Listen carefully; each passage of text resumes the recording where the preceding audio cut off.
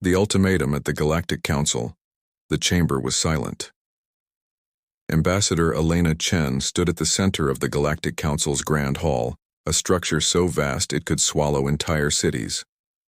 Above her, holographic representatives of 300 species floated in perfect rows, some humanoid, some crystalline, others made of gas or light. They watched her with expressions ranging from pity to contempt. At the podium opposite her stood Warlord Craven of the Corfax Dominion. His species was reptilian, with scales that shimmered like oil and eyes that burned with calculated cruelty. He was not here to negotiate. He was here to claim what he believed was already his. The Veil Nebula colonies belong to the Corfax now, Craven announced, his voice amplified across 1,000 worlds. Humanity has 72 hours to evacuate. After that, any human presence will be considered an act of war. Elena's hands were steady, but her heart was pounding. 3 million colonists called the Veil Nebula home, farmers, engineers, children, born under alien suns who had never seen Earth. And now they were pawns in a game they never asked to play. She looked up at the council mediator, a being of pure energy known as the Arbiter. Its voice was calm, almost bored. Does humanity accept the Dominion's claim? Elena took a breath. Around her, she could feel the weight of the galaxy watching. Humanity had joined the Galactic Council only 50 years ago. In galactic terms, they were infants. Their fleet consisted of 200 aging warships, patrol cruisers and frigates built for trade protection, not war. The Corfax had 6,000 vessels, each more advanced than anything Earth could field. The math was simple. Humanity would lose. But Elena Chen had not come here to surrender. No, she said quietly. The word hung in the air like a stone dropping into still water. Craven's eyes narrowed. Then you condemn your people to death. Perhaps, Elena replied, but not today. She reached into her jacket and pulled out a small data chip. With a flick of her wrist, she uploaded its contents to the Council's network. Holographic screens flickered to life across the chamber. What appeared was not a military dossier. It was a timeline. Earth year 2127, humanity's first faster-than-light engine. Earth year 2156, discovery of the Silent Fleet Initiative. Earth year 2203, construction begins beneath the moon. Earth year 2389, fleet fully operational. Maintained in secrecy. Present-day protocol nightfall authorized. The Arbiter's glow intensified. What is this? Elena looked directly at Craven. You asked humanity to show you our strength. We've been preparing for this moment for 500 years. Craven laughed, a harsh grating sound. You expect us to believe you've hidden an army? Where, in fairy tales? Elena didn't smile. She simply pressed a button on her wrist communicator. Across the solar system, things began to wake up. Beneath the moon, the lunar surface had always been quiet. A graveyard of craters and dust, watched over by automated mining stations and the occasional research outpost. But beneath that silence, something ancient stirred. Massive hangar doors, each one 10 kilometers wide, began to open. They had been disguised as geological formations for centuries, blending seamlessly with the moon's natural landscape. Now they split apart, revealing depths that should not have existed. From those depths came light.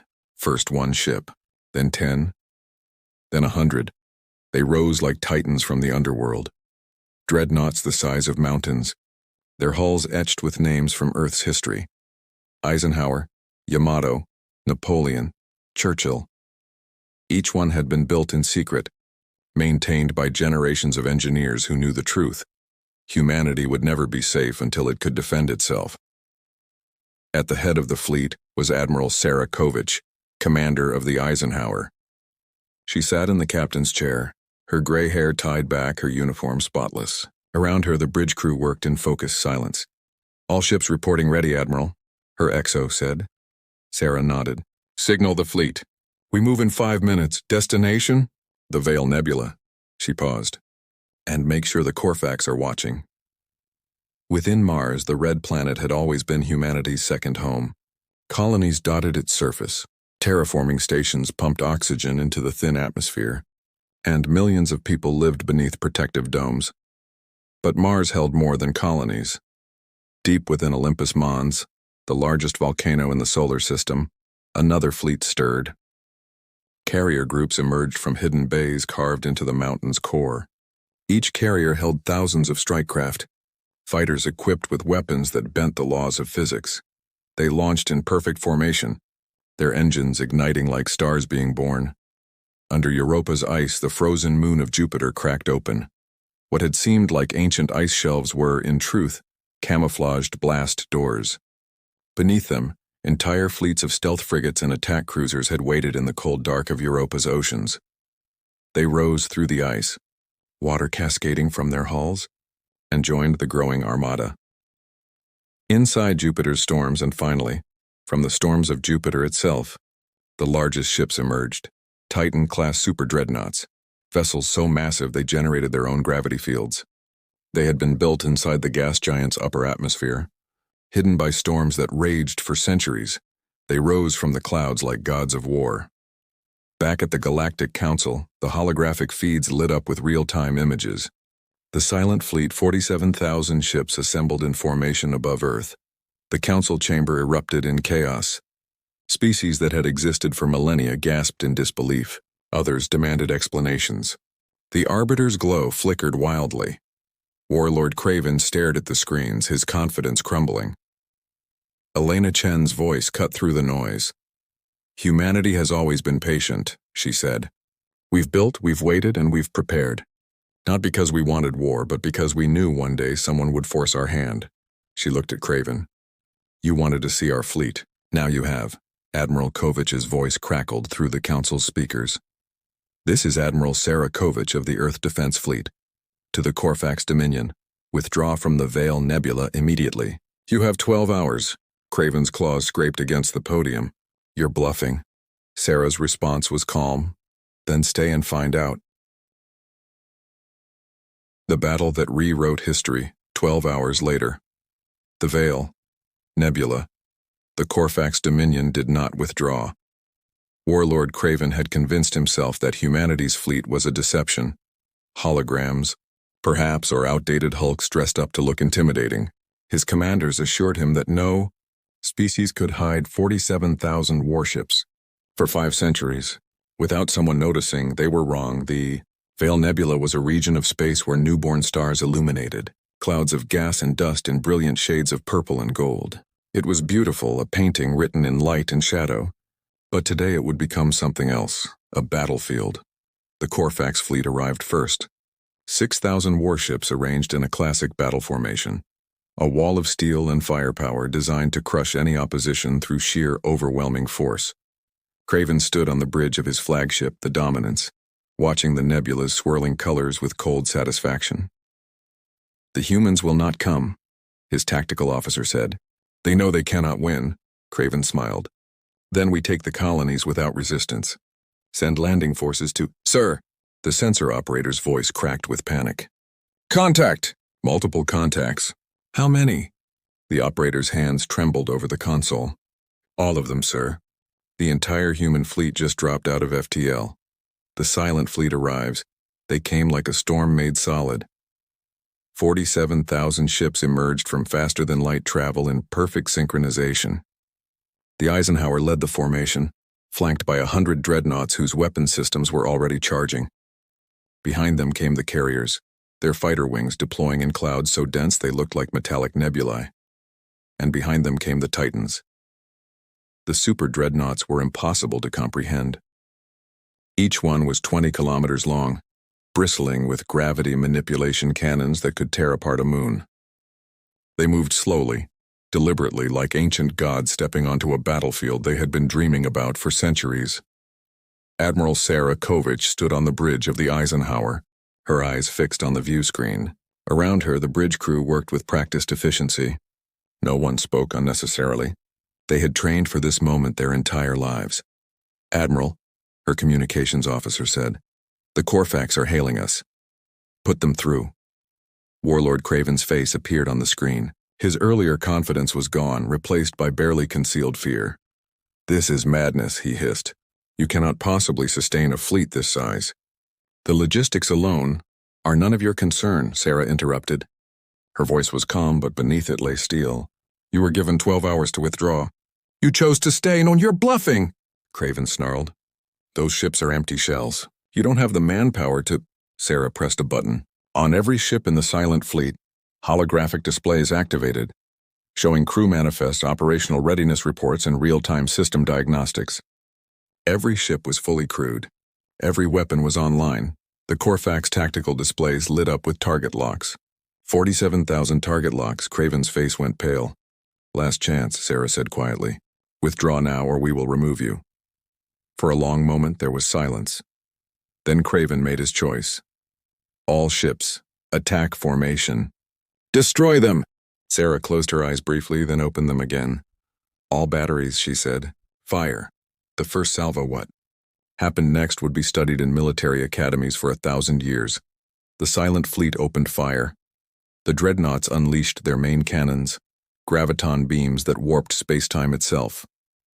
Corfax battleships simply ceased to exist as space around them collapsed inward, crushing metal and flesh into singularities no larger than a pinpoint.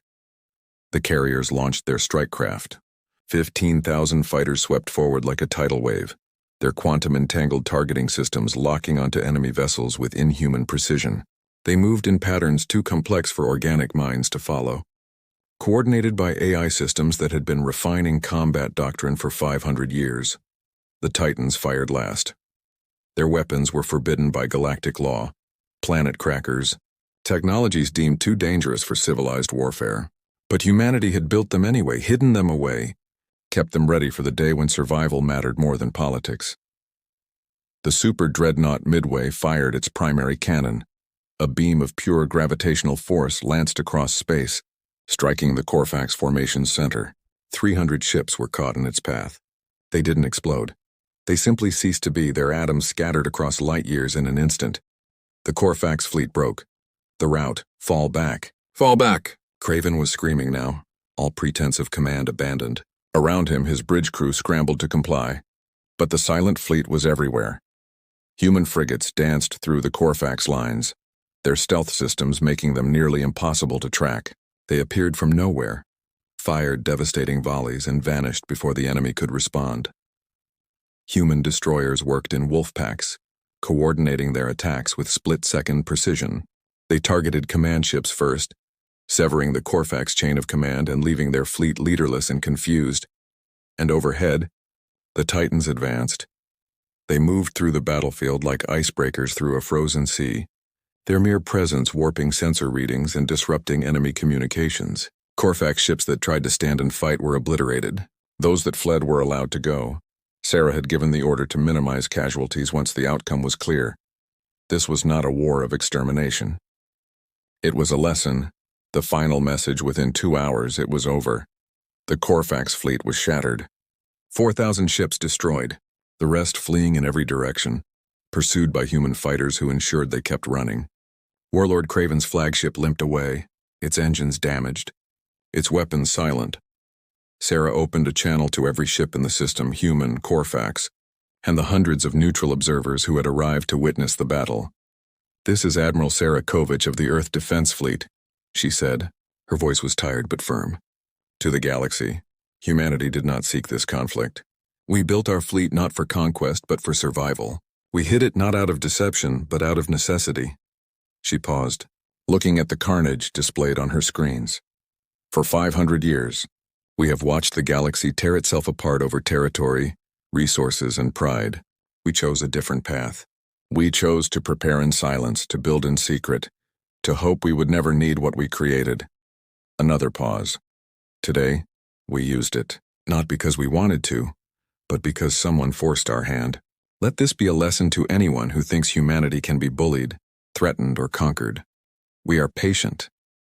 We are prepared, and we will defend our people with everything we have."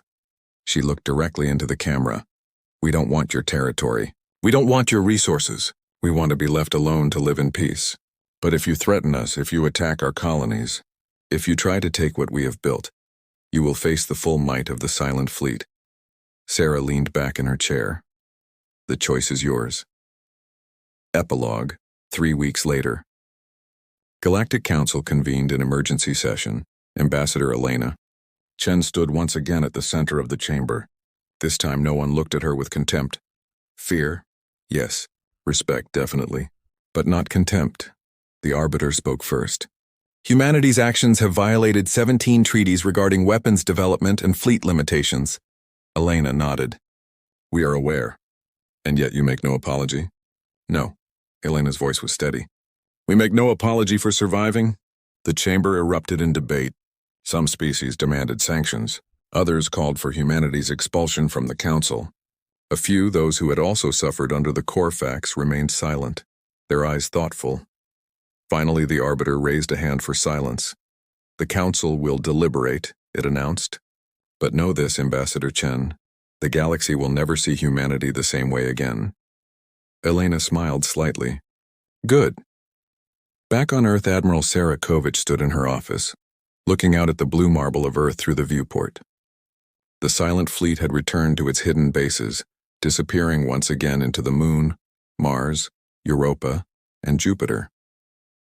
But the galaxy knew now. The secret was out. Her XO entered quietly. Admiral, we're receiving messages from a dozen species.